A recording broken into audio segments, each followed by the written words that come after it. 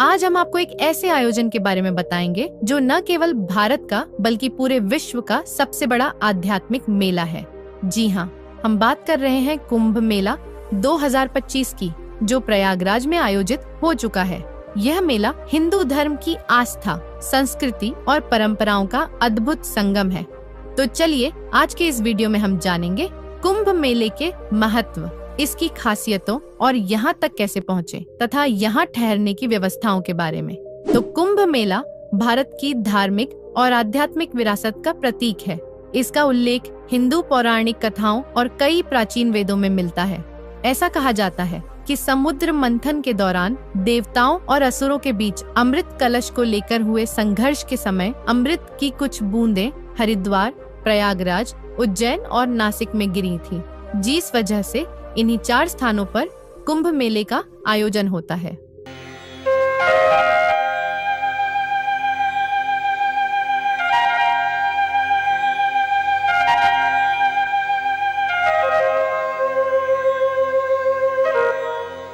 कुंभ मेला जब प्रयागराज में लगता है तो यह विशेष ज्योतिषीय गणनाओं और ग्रहों की स्थिति के आधार पर निर्धारित होता है। विशेष रूप से बृहस्पति ग्रह का कुंभ राशि में प्रवेश और सूर्य का मकर राशि में होना कुंभ मेले के आयोजन के लिए आदर्श स्थिति मानी जाती है। जब ये सारे ग्रह ब्रह्मांड के एक विशेष स्थिति में होते हैं तो यह समय संसार भर के श्रद्धालुओं के लिए सबसे उपयुक्त माना जाता है।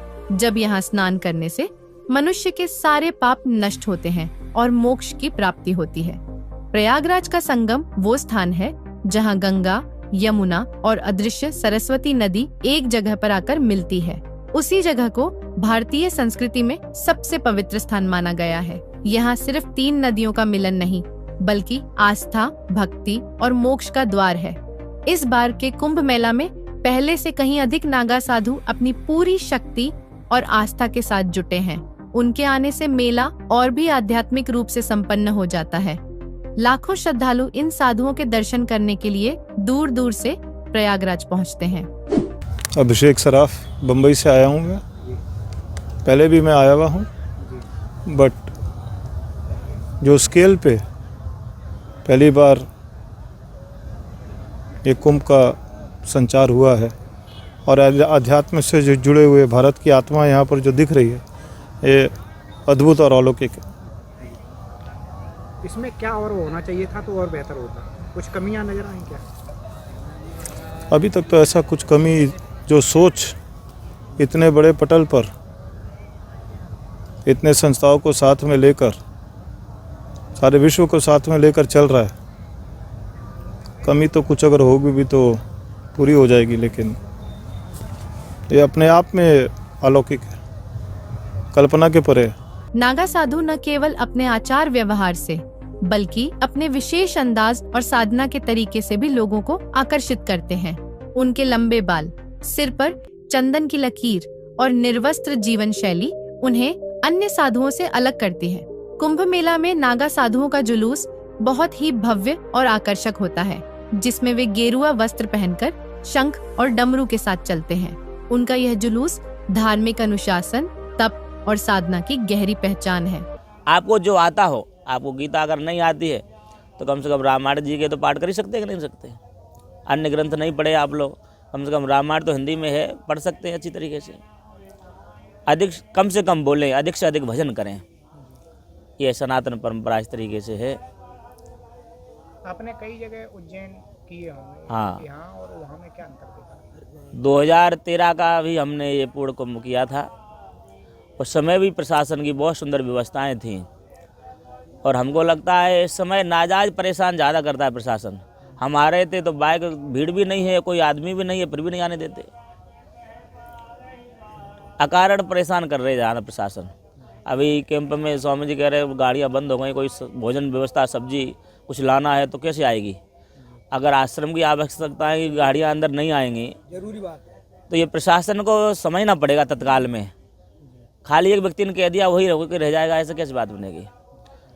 आवश्यकता है, जो लोग रह रहे हैं वहाँ तक वस्तुएं नहीं पहुँचेंगी तो खाएंगे क्या? कुंभ मेला के दौरान प्रयागराज शहर को एक विशाल धार्मिक नगर में बदल दिया जाता है। यहाँ विशेष रूप से संगम क्षेत्र को सजाया और विकसित किया जा रहा है ताकि श्रद्धालुओं को अधिक से अधिक सुविधाएं मिल सकें। कुंभ मेला में कई धार्मिक संस्थाएं और साधु मठ भंडारा आयोजित करते हैं। मतलब होता है कि यहाँ पर आने वाले सभी श्रद्धालुओं को मुफ्त में खाना खिलाया जाए तथा यह भोजन आमतौर पर साधारण लेकिन पौष्टिक से भरपूर होता है, जैसे दाल चावल, रोटी सब्जी और हलवा शामिल है। हाँ, बढ़िया भंडारा चलता पंजाब का। कहाँ से आप आए? पंजाब पटियाला जिला तहसील नाभा। कब से चल रहा है ये? 24 तारीख का। हाँ, चलू हले महीना और चलेगा। कब तक चलेगा ये? 1 महीना और चलेगा। रोज ही? अज 12 हो गई, आउंदी 12 तारीख तक चलेगा। सुबह कितने बजे शुरू हो जाता है? ये 12 बजे। और आइए अब जरा जानते हैं कुंभ मेला 2025 की खासियत और एक की टाइमिंग के बारे में। तो कुंभ मेला 2025 14 जनवरी से शुरू होकर 26 अप्रैल तक चलेगा। इस दौरान संगम पर पवित्र स्नान की विशेष तिथियां हैं। मकर संक्रांति, मौनी अमावस्या, बसंत पंचमी और महाशिवरात्रि जैसे पर्व कुंभ मेले के मुख्य आकर्षण हैं। यहाँ का वातावरण पूरी तरह आध्यात्मिक हो जाता है। श्रद्धालु पवित्र स्नान करते हैं। साधु संत अपने ज्ञान और प्रवचनों से लोगों को मार्गदर्शन देते हैं और अखाड़ों की शोभा यात्राएं मन मोह लेती हैं।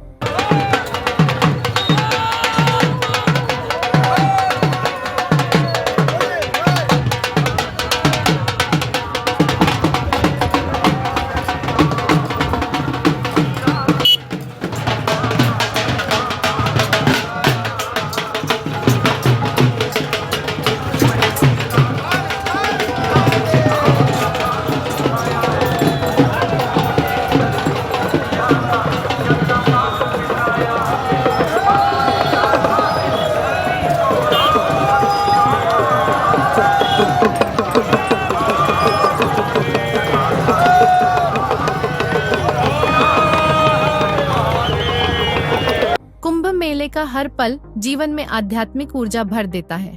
कुंभ मेले में संगम पर उमड़ने वाली भीड़ सिर्फ स्नान के लिए नहीं आती, बल्कि उस दिव्यता को अनुभव करने आती है जो यहाँ के वातावरण में बसती है। साधु संतों की उपस्थिति, अखाड़ों के जुलूस और भक्तों की आस्था इस आयोजन को भव्य और अद्वितीय बनाते हैं। संगम पर किया गया हर स्नान और हर प्रार्थना आपको न केवल आध्यात्मिक शांति देता है, बल्कि देवलोक से आए देवताओं से साक्षात आपकी आत्मा का मिलन करवाते हैं। मैं मैनपुरी जनपद से आया हूं और यहाँ पर एक अभूतपूर्व व्यवस्था की गई है, साफ सफाई विशेष रूप से। और जिस तरह से देख रहा हूं, कहीं भी इतने श्रद्धालु होने के बावजूद कहीं भी कूड़ा करकट या चाय का एक कप भी कहीं दिखाई नहीं दे रहा है। तो निश्चित रूप से सभी जिन्होंने भी व्यवस्थाएं की उनको बहुत बहुत धन्यवाद देना चाहूँगा। कुंभ मेला 2025 प्रयागराज में कैसे पहुँचे और यहाँ क्या व्यवस्था है, अब ये जान लेते हैं। तो अगर आप भारत के किसी भी कोने से यहाँ पहुँचना चाहते हैं तो आपके सामने 3 विकल्प हैं: सड़क मार्ग, हवाई मार्ग और रेल मार्ग। सबसे पहले हवाई मार्ग को देखें तो अगर आप जल्दी से प्रयागराज पहुँचना चाहते हैं तो हवाई यात्रा सबसे सुविधाजनक तरीका होगा। प्रयागराज का बमरौली एयरपोर्ट शहर के केंद्र से लगभग 12 किलोमीटर दूर है और यहाँ से आप टैक्सी या ऑटो के जरिए संगम घाट तक आसानी से पहुँच सकते हैं। दिल्ली, मुंबई, कोलकाता और अन्य बड़े शहरों से प्रयागराज के लिए फ्लाइट्स उपलब्ध हैं। लेकिन ध्यान रखें कि कुंभ मेला के दौरान एयरपोर्ट पर भारी भीड़ हो सकती है, इसलिए फ्लाइट्स पहले से बुक कर लें तो अच्छा रहेगा। दूसरा जरिया है रेल मार्ग से यात्रा करना। तो रेल मार्ग से यात्रा करना भी एक बेहतरीन विकल्प है। यहाँ का प्रयागराज जंक्शन एक प्रमुख रेलवे स्टेशन है और यह संगम से काफी करीब भी है। यहाँ से आप आसानी से ऑटो, टैक्सी या बस द्वारा संगम घाट तक पहुँच सकते हैं। प्रयागराज के लिए सभी प्रमुख शहरों से ट्रेनें चलती हैं और कुंभ मेले के दौरान भारतीय रेलवे विशेष ट्रेनें भी चलाता है ताकि श्रद्धालुओं की संख्या के हिसाब से ज्यादा सुविधाएं उपलब्ध हो सके। तीसरा है सड़क मार्ग से यात्रा करना। जी हाँ, अगर आप सड़क मार्ग से यात्रा करना चाहते हैं तो यह भी एक अच्छा विकल्प है। दिल्ली, कानपुर, वाराणसी जैसे प्रमुख शहरों से प्रयागराज के लिए सीधी बसें और निजी वाहन उपलब्ध हैं। राष्ट्रीय राजमार्ग संख्या 2 और राजमार्ग संख्या 27 से आप आसानी से प्रयागराज पहुंच सकते हैं। यहाँ प्रशासन की तरफ से तमाम व्यवस्थाएं की गई हैं। जैसे अगर किसी को प्रयागराज रेलवे स्टेशन से इटावा, कानपुर या दिल्ली की तरफ जाना है, आगरा की तरफ जाना है, तो प्लेटफार्म संख्या अलग से उस पर ट्रेन मिलेगी। अगर किसी को काशी विश्वनाथ जाना है, दूसरे रूट पर जाना है, तो उसके लिए प्लेटफार्म संख्या दूसरी है। तो कुल मिला के प्रशासन की तरफ से, रेलवे की तरफ से ये व्यवस्थाएं काफ़ी अच्छी तरीके से की गई हैं, जिससे कि यात्रियों को यहाँ पर कोई भी असुविधा नहीं होगी। यात्रा के दौरान आपको रुकने और खाने पीने की पर्याप्त व्यवस्था मिल जाएगी। कुंभ मेला के दौरान सरकारी और प्राइवेट बसें भी विशेष सेवाएं देती हैं, जिससे आपको और भी आराम से पहुंचने में मदद मिलती है। ठहरने की व्यवस्था देखें तो कुंभ मेला के दौरान प्रयागराज में अस्थायी टेंट सिटी बनाई गई है, जहां लाखों श्रद्धालु ठहर सकते हैं। ये टेंट सस्ती और आरामदायक सुविधाओं के साथ होते हैं, जिससे ज्यादा श्रद्धालु यहाँ ठहरने के लिए आ सकते हैं। इसके अलावा शहर में धर्मशालाएं और आश्रम भी उपलब्ध हैं। वहीं अगर आप ज्यादा आरामदायक व्यवस्था चाहते हैं तो शहर के होटल्स में भी रुक सकते हैं, लेकिन ध्यान रखें कि कुंभ मेला के समय होटल्स में पहले से बुकिंग करवाना बेहतर रहेगा और कुंभ मेला के दौरान होटल्स के रेट काफी महंगा भी मिलेगा। कुंभ में पहली बार आया हूँ, मेरा ये पहला कुंभ का स्नान है। हम कल आए हैं यहाँ 5 बजे, उसके बाद हम 11 बजे तक मेले का भ्रमण किया, व्यवस्थाएं देखी, तो जैसा हमने सुना था उससे कई गुना अच्छा दृश्य, अद्भुत व्यवस्थाएं, भव्य मेले का आयोजन मैंने अपनी ज़िंदगी में नहीं देखा। हमारे साथ कई मित्र आए हुए हैं और कुछ तो ऐसे हैं जो 2 या 3 कुंभ पहले कर चुके हैं। इससे पहले इतना अच्छी व्यवस्थाएं हुई हैं, लेकिन इतनी अच्छी व्यवस्था और इतने बड़े मेले में व्यवस्थाएं करना, आप देख सकते हैं कि मेरे पीछे इतना भव्य दृश्य दिखाई दे रहा है। सामने अब हम लोग सब सुबह से घूम रहे हैं, अभी हमने मेले का 10वां भाग भी नहीं घूम पाया, जबकि हम आज 20 किलोमीटर लगभग पैदल घूमे हैं। यात्रा से पहले कुछ ध्यान रखने योग्य बातें। कुंभ मेला के दौरान प्रयागराज में दुनिया भर से लाखों लोग आते हैं, इसलिए यात्रा के दौरान आपको सुरक्षा और अपनी चीजों का ख्याल रखना जरूरी है। स्नान की तारीखों और दिशा निर्देशों के बारे में सही जानकारी लेकर ही यात्रा पर निकलें। तो दोस्तों, अगर आप 2025 में कुंभ मेले का हिस्सा बनने की योजना बना रहे हैं, तो अभी से अपनी तैयारी शुरू कर दें। इस अद्वितीय आयोजन का अनुभव आपको न केवल भक्ति और आस्था से भर देगा, बल्कि यह आपके जीवन को नई दिशा भी देगा।